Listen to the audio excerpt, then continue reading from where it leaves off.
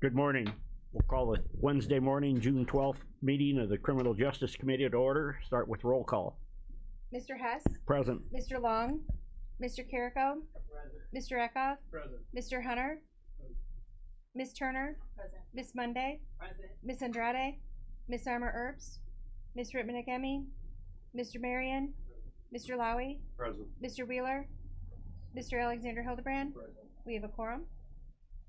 I have not received anything for public comment. Is there any public comment at this time? Any public comment? Move on to the approval of the minutes of May 15th, 2024. Mr. Hunter, second by Ms. Turner. All in favor say aye. Aye. Opposed, same sign. Motion carries. Up next, Chief Judge. Good morning, sir. Yes, good morning, Mr. Chairman. Good morning. Just a couple of things to report on. There's a lot of construction going on at the courthouse. One of the things for the judges is we're having key card locks installed on all the judges' chambers. So that's actually access to 4 different areas. So the John Q. public can't just walk in and start talking to the judges. It's just really a security safety issue. There aren't very many places in the state anymore where you can go into government buildings and talk, or at least courthouses, and talk to judges. So we are getting that done. That's through a grant through Springfield, through the Administrative Office of Illinois Courts. The other thing is we have a court reporter that's retiring after 35 years, and it's Kara Wheeler. And we also have news this week that our newest hire has passed all of her requirements to be a certified court reporter and has her license. And she's actually the daughter of a current court reporter. So we're glad to have her on board, because court reporters right now are at a premium. They're not cranking them out of the court reporting schools like they used to. So hiring all over the state has been difficult. So we're fortunate to have Lydia join us as well.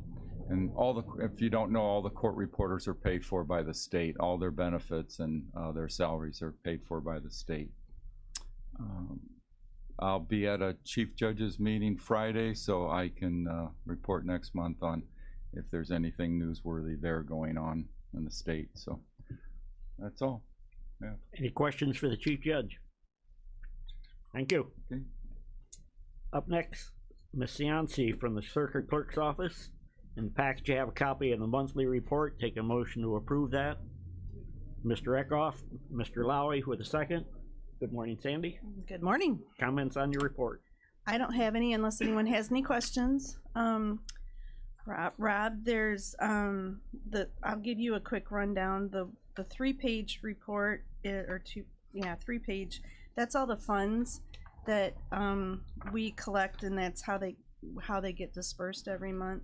So this last month, then we dispersed $363,826.26 through all that we collected. And then the Harris & Harris Illinois Local Debt Recovery Program, that's a program that was instituted right around 2015.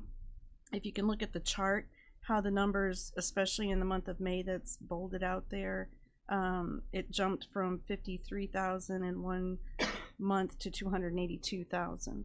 But the laws and things have changed greatly, and there's no reason for people to pay their tickets anymore. So, and no way to take the money through their taxes, their Illinois state taxes. So that's gone significantly down over the course of time as well. And then the last open inventory analysis at the end of May, so where it's bolded with the year 2021, 22, 23, 24, that's how many cases we've turned over and the amount of money that each of those cases are worth. We've singled out the felonies because those are the more difficult ones to collect, because you know, usually it involves incarceration, and people, you know, when they come back out of and back into the population, they need to try to find work, and that's difficult. And then the state's attorney collection report, we just add that in for my report as well, because our office is the one that processes all the money. And you can see that that's been dwindling down as well. Jim and I are working on we talked about doing it last month, getting a meeting with Harris & Harris just to see if there's any new thoughts or processes that they're looking into. But our calendars haven't coincided yet for the last month, so hopefully we can get it done next week. But if there's any questions on all my reports. Okay, so then like the chief judge said, the construction's going along very well. They're putting up the doors now in my office. I learned that the furniture is going to be on a little bit of a delay, so we'll see. The computer conversion is going well, full steam ahead. There's two of the project manager and the implementation manager is going to be here for a week on July 8th, and they're going to work with us on some more of the conversion issues. And then we're doing solution validation, which means we have all these directions, and we're testing and making sure that the processes work, that we understand how the processes work. And then we just did a data push, the 4th data push, and now we're testing that. The lady that does that stuff, the behind the scenes work, she was pleased that it came over pretty well, but we still have to spot check to make sure that, you know, the information is where it's supposed to go. So that's all. It's just very busy, a lot going on. You know, we jump from one subject to the next every day. Are there any questions about that? And then Jason will be on here later to give the full report about everybody. And then I had sad news. One of my employees passed away this week. She was a 20-year employee. Her name was Vicki Reck. So if you could just keep her family in your thoughts and prayers while they're going through what they're going through right now. So that's pretty much all I have. Any other questions for Sandy? Okay, we have a motion and a second on the floor to approve the reports. All in favor say aye. Aye. Opposed, same sign. Motion carries. Okay, thank you. Up next, State's Attorney, Mr. Rowe. You have a copy of the grand jury report and the grand jury statistic report. Take a motion to combine and approve them. Oh, we need that. Okay, take a motion to by Mr. Carrico, second by Mr. Wheeler. All in favor say aye. Aye. Opposed, same sign. Motion carries. Now I'll take a motion to approve the grand jury report and the grand jury statistics report. Ms. Monday, second by Mr. Marion. Good morning, Jim. Morning. Comments? So you can see, as the report indicates, we had 43 true bills returned, brings us up to 379 for the year. A couple numbers to note: 25 felony domestic violence charges. You know, that's always unfortunately up near the top for the new members. A felony domestic violence charge means that it is a second or subsequent offense, so they've previously been convicted of an act of domestic violence, or it means that they cause great bodily harm to the survivor in that case, or it involves strangulation. So pretty significant cases when you see a felony DV.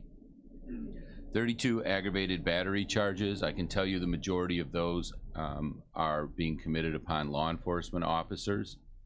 And we see a lot of repeat offenders. Aggravated battery to a police officer is not a detainable offense under the Safety Act unless the officer suffers great bodily harm. The definition of that is probably not what you and I might consider great bodily harm. If you punch me in the nose and my nose hurts, I feel like I've got great bodily harm. Under the law, you've got to have a facial fracture, basically. You've got to have some significant injuries to rise to that level. So the majority of these are not detainable. We do see some repeat offenders there. Same thing with the felony retail thefts. 41 of those I can tell you between April 29th and May 30th, we were just reviewing a subject yesterday in a meeting with the sheriff and the chiefs of all our local departments. That gentleman had, I think, 8 or 9 felony retail theft charges within a 30-day period, and in Kankakee City alone had 44 police contacts. But again, you know, non-detainable offenses. Another number of note, 43 deadly weapons. City of Kankakee, all the departments obviously are doing a great job with getting guns off the streets and out of the hands of violent offenders, but city especially has just been exceptional lately. They recently got a gun off the streets. It was actually assisted by the Illinois State Police, but from a chronic shooter in our community.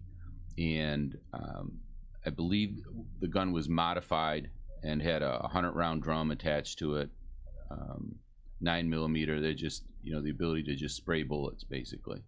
And this is someone who is frequently shooting up the streets of the city, has been very difficult to catch in the past, flees every time he has a police contact, but city and state were able to grab him just over the weekend, and his charges were detainable.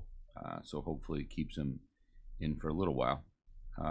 Controlled Substances Act 59. I'm sure Coroner Gessner will address this, but the majority of the drug cases we have coming in now, when you talk about cocaine, heroin, almost every time those are coming back from the lab with fentanyl in there. It's, you know, it's damn near in every street drug that the police confiscate lately, which not only increases the risk to law enforcement in processing and handling it, but as you can imagine, is going to keep those overdose numbers pretty static, if not getting worse. Also, there was a period, probably 10 years or longer, where I don't think the office had seen a case come in for possession of meth, and that is starting to hit the community hard again. We're seeing a lot more meth cases come through. What that's attributable to, you know, I don't know. Maybe the sheriff can speak on that, but we are definitely seeing a lot more meth cases come through the office. Anyone have any questions? Mr. Hunter. One, thank you, Mr. Chairman. I know you can't give any specificities, but can you speak generally in terms of the homicides out in Pembroke at the Blue Building? Any progress? I can't speak to that. Yeah. Progress. Any other questions on the reports? We have a motion, a second. All in favor say aye. Aye. Opposed, same sign. Motion carries. Tomorrow's our senior fair, Senior Safety Expo out at Quality Inn. It's 9:30 to 1. I'd really encourage you to come through. We've probably got close to 100 vendors, speakers throughout the day, and it's just been a great event. We usually have 300 or more people coming through there. So stop by to check it out. Certainly not for yourself. None of you are seniors. But just come and check out. Just come and check it out if you get a chance. So, and free lunch at noon. See you later.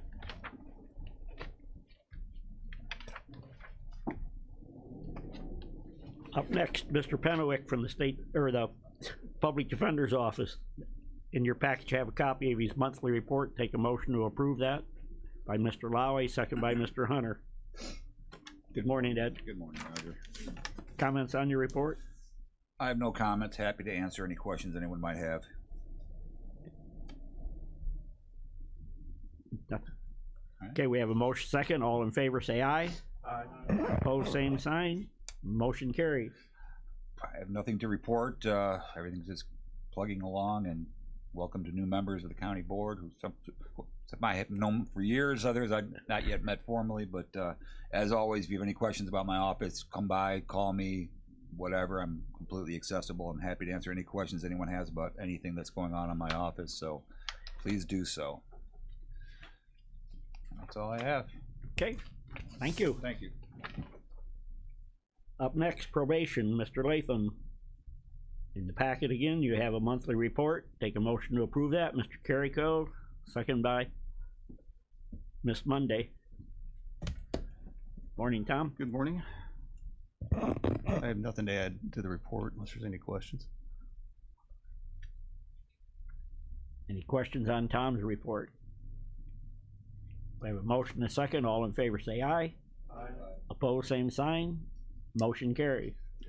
Just real quick, just to put on the radar, your radar, that there's been a push recently to make it more difficult to assess monthly probation fees. Right now, anybody put on probation can be assessed up to $50 a month probation fee to help offset the cost of supervising them. From drug testing to individual counseling, client-based services to operation of the office. And there's, I was just in a meeting yesterday, and there's definitely a push to make that more difficult. As of right now, when things changed a few years ago with the AB offenses, our collection dropped about 35% of what the money we were collecting off probation fees. So now if this happens, there was a bill proposed. It didn't pass, but it's coming back around. So I just want to put that would be a huge hit for us, because that's a huge help in how we operate our office. So I'll keep you posted. I don't have much more information than that, but I'll keep you informed of it. On the other side, in the budget, we're fully funded again for our salary reimbursement. So the staff's 100% funded, which is very good news with the increase factored in. So give you one side, take away the other, maybe, I don't know. But Any questions for Tom?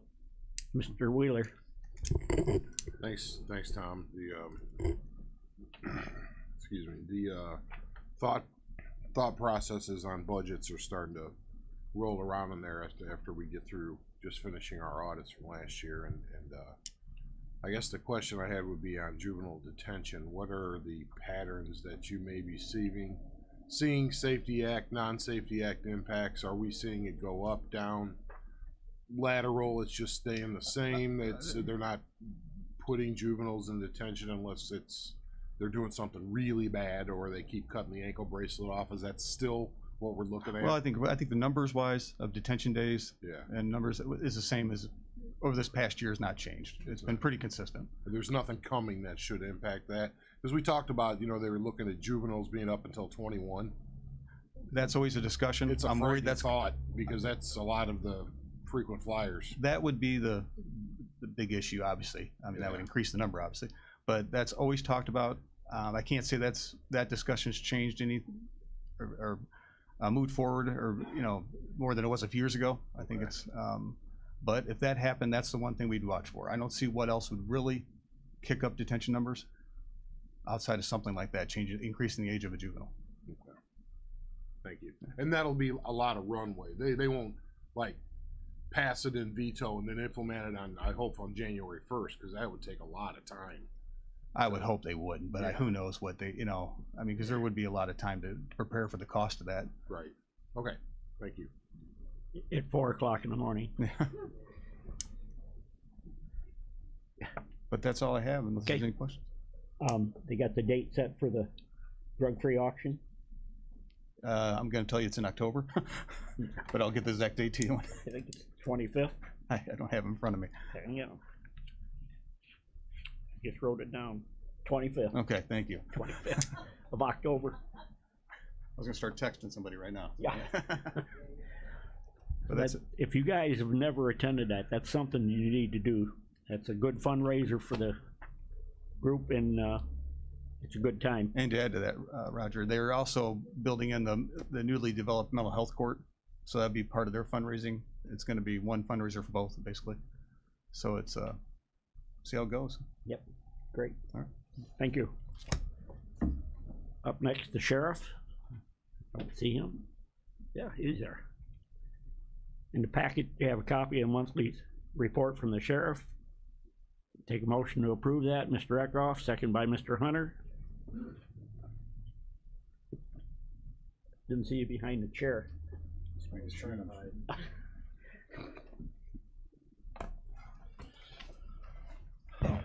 Good morning. couple things to piggyback on what Mr. Latham said, what Sandy said, what Jim said. By eliminating probation fees, by eliminating, you know, Sandy mentioned, you know, there's no incentive to even pay a traffic ticket anymore. I've said this since they even talked about the Safety Act being passed. They are passing along the cost of public safety to the law-abiding citizens of the state of Illinois, and it's shameful. And they continue to do that for whatever reason. And so I think as a board, you have to be ready for not receiving the revenue that we would have received otherwise, whether it's probation fees, whether it's traffic tickets, and in some instances, cash bail, which we all know is not coming back. So that's all I want to say about that. As far as the report, really nothing out of the ordinary.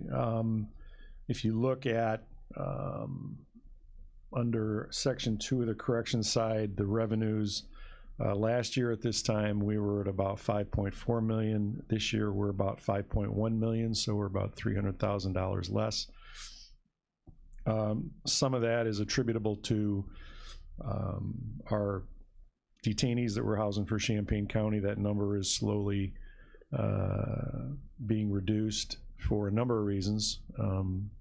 Obviously the Safety Act is one, but the other thing, the other issue is obviously they're sending a lot of detainees to the Illinois Department of Corrections, so that's been a big plus. Everything else on the report is really nothing out of the ordinary, and that's really all I have unless there's any questions. Any questions on the report? We have a motion, a second. All in favor say aye. Aye. Opposed, same sign. Motion carries. I've got nothing else. Nothing? Nothing. You must know I'm going on vacation.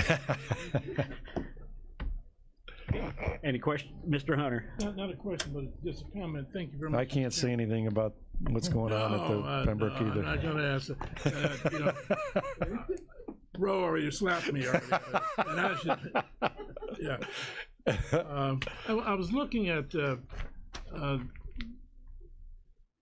know, the traffic warnings and the citations. That's pretty good. Pretty good. In terms of you not just, you know, citing people and you're giving people warnings as well too. That's kind of neat. Well, I mean, that's, you know, as I've said before, the object of traffic is to keep the roadway safe. And if a warning ticket is warranted, they'll issue a warning ticket. It's, you know, most of the tickets are pretty egregious tickets, so they're not going to pay them anyway, but we write them.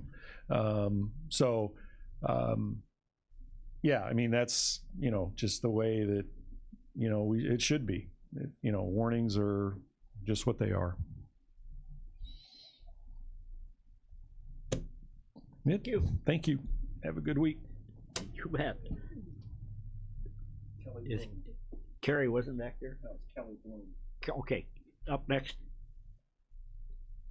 Animal Control, Kelly. The packet, you have a copy of the monthly report. Take a motion to approve that by Mr. Lowry, second by Ms. Turner. Morning, Kelly. Good morning. Welcome. Comments on your report?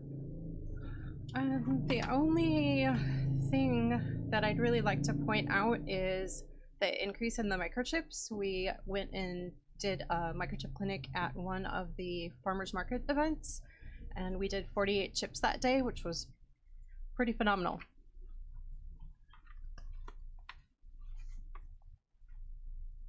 If there's any questions about the report, otherwise, in regards to the new building, everything's moving along really well. We have our inspection with the Department of Ag tomorrow, so hopefully that goes well. And at that point, we're free to start moving in, which I think the great deal of that is planned for next week. So we definitely should be in by July 1st. Great. We're still on for the open house on July 1st? I believe so. Okay. Yes. We have a motion on the floor to approve the report. All in favor say aye. Aye. Opposed, same sign. Motion carries. Thank you. Thank you. Up next, coroner, Mr. Gessner. In the package you have a copy of the monthly report and the monthly receipts of money. Take a motion to combine and approve them. Mr. Eckhoff and Mr. Lally. Good morning, sir. Thank you, Mr. Eckhoff. Appreciate that. Morning, Chairman. How are you? Wonderful. Good. I think in my summary report there, you see we had 102 total calls in May. Our autopsies are holding steady. I thought at one time we were dropping pretty much, but we're back up there again. Homicides are, you're showing 0 right there, but we've got 4. You can see down the bottom, 4 pending right now. So what's really going up right now is accidents. We're seeing a lot of vehicle accidents. 14, some of them happen in Will County, and the body ends up in our county, but still they got and our overdoses are basically down right now. So, which is I think is excellent. Other than the fact is what Jim said, we are seeing, and it's a repeat every time I talk here, is fentanyl is still out there. Meth is coming from basically from the south up here, and cocaine is naturally a drug. But what I really are seeing now and talking to the KMEG guys, that they're getting a lot of the M30 pills, which is a pain pill, but that's not. It's a fake pill that they're making here in this area. It's got fentanyl in it, and it's a threat. I worry about that. I worry about fentanyl again because it's harmful. You know, to police officers, I continually talk to them. They got Narcan, they got everything, but it takes 4 to 5 to 6 Narcans to bring back somebody in fentanyl. So it's that's why it's important to call 911 and get another squad there. So as Jim said, we do a lot of the seniors events, and I think that's and along with that, a lot of the schools that we're talking to, I think is bringing that number down and scaring people about fentanyl. We're introducing our new hidden in plain sight trailer to the seniors starting. We've got 5 to 6 different events to be. We'll be out at the festival.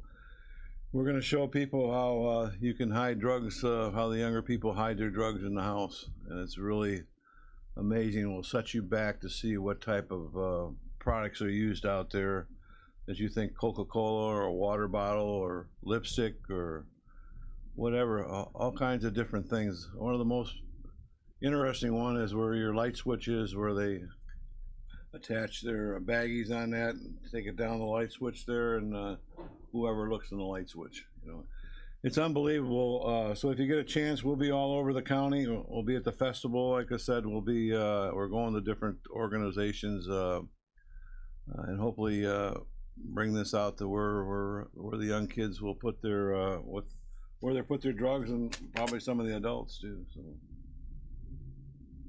questions? We have a motion and a second. All in favor say aye.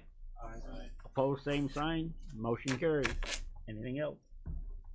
Is it? Thank you. Thank you. Have a good trip there, young man. Will do. Guaranteed. Up next is Jason from Tyler Technology Update.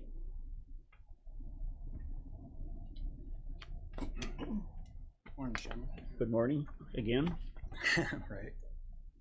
I'll be quick so you can go on vacation. To give you guys an update, we're in data push 4 for enterprise justice. This is the last data push before we go into solution validation. As Sandy spoke a little bit about, solution validation is basically all the work that they've done so far, forms, business processes, everything gets tested during this phase. It's kind of like a dry run of go live. We get fresh eyes on the project, make sure everything works with fresh eyes, make sure the processes work. If there are problems, we hash them out and get those all finished up. That way we are ready to go into training and ready for go live. That will be done the 8th of next month is when it starts. It runs for 6 weeks. As of for enterprise supervision, we're on data push 2 on that. There's only 3 data pushes for them. Everything's going very well on that too. And that's really all I have to add to the report right now. Any questions? On this, the form here that's got all the completed and, you know, some are not started in it. Are you saying you're over half done, or would you say you're well over half done? Yeah, we're at 48.7% is what what they're Okay. reporting. Okay. But as of the configuration, all the business processes are basically how-tos, the reports, the forms, all the configuration stuff is almost complete at this point. We got like probably 1 month to go on that. Any other questions on this? All right, Thank you. Is there any old business to come before the committee? Any old business? I have to wait for Jason to get back up there. Any new business?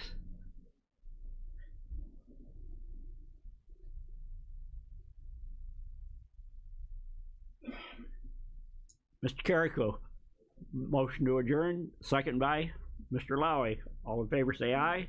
Aye. Opposed, same sign.